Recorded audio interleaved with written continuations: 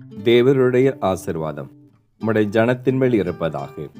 அன்பானவர்களே, நம்முடைய தேவனாகிய கர்த்தர் தம்முடைய ஜனத்திற்கு பலன் கொடுத்து அவர்களுக்கு சமாதானம் அருளி அவர்களை ஆசிர்வதிக்கின்றார்.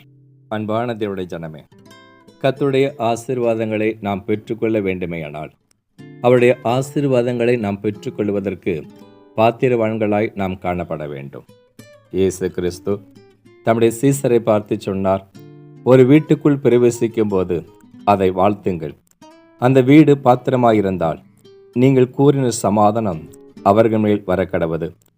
அபாத்திரமாயிருந்தால் நீங்கள் கூறின சமாதானம் உங்களிடத்திற்கு திரும்ப கிடவது என்றார்.